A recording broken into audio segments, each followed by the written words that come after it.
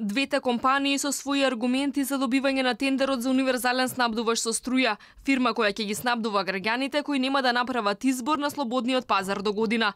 Државната електранина Македонија преку фирмата ќерка Елем Трейд и австриската Евана се во трка за тендерот за универзален снабдувач со струја.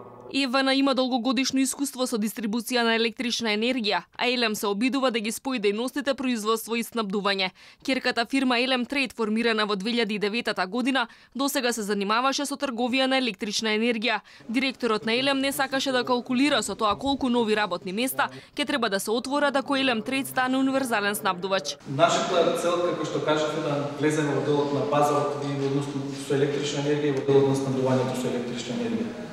Искуството нормално дека го немаме како што го има конкурентот во случајот Евана Македонија, бидејќи долги години се занимава и го ја врши таа дејност, меѓутоа сепак доколку победиме на надавањето, ќе се потрудиме да професионално максимално ги исполниме обврските. И австриската Евана преку две своји компании, Евана Македонија и Евана Електроснабдување, конкурираше на јавниот оглас. Ниве надот е досегашното искуство.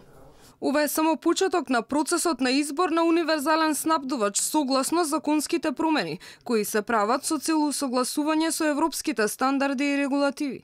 Евана е компанија која има искуство во работењето во оваа област, ги исполнува сите услови и ќе учествува во сите фази кои се дел од овој процес.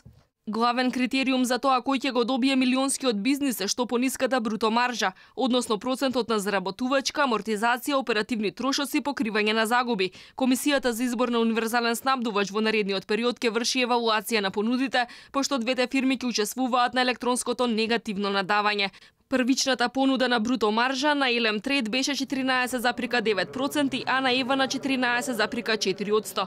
Иако се очекува универзалниот снабдувач да почне со работа веќе од март наредната година, реално во случај на неуспех ќе се распише нов тендер, а ако и тој не успее, владата има право директно да назначи универзален снабдувач. До изборот обврската останува на Евана Македонија.